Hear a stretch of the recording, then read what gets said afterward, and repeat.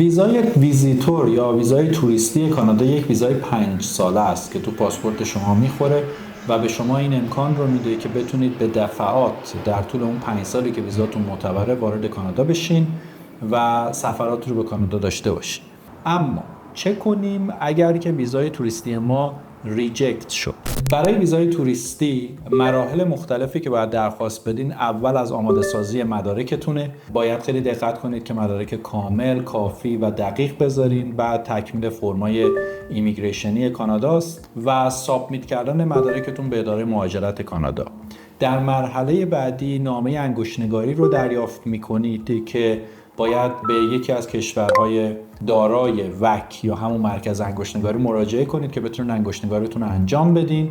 بعد از اینکه انگشت‌نگاری رو انجام دادین ممکنه قبل از اینکه نتیجه ویزای شما بیاد از شما درخواست مدرک اضافه تر یا داکیومنت رو بکنن و بعد از اون فایل شما توسط یک آفیسر بررسی می شود و نتیجه اون رو به شما اعلام میکنن که اگر ویزای توریستی رو به شما بدن و با اون ویزا درخواستتون در واقع موافقت بشود میتونید ویزا بگیرین و وارد کانادا بشین. اما چه کنیم اگر که ویزای توریستی ما ریجکت شد؟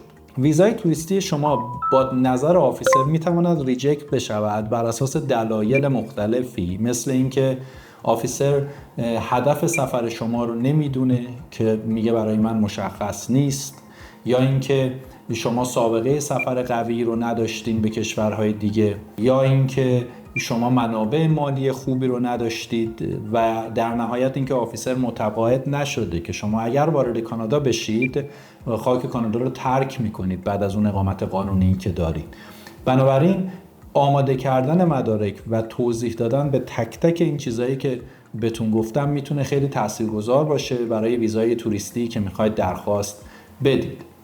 نکته جالبی که در مورد کانادا هست و در واقع خوشبختانه اداره مهاجرت کانادا داره اینه که شما ممنوعیتی ندارید برای اقدام مجدد و میتوانید بلافاصله اقدام کنید. البته که خب ما میگیم باید دلایلتون رو بدونید که چرا ریجکت شده و معمولا ما پیشنهاد میکنیم که نوت آفیسر رو درخواست بدین بگیرین.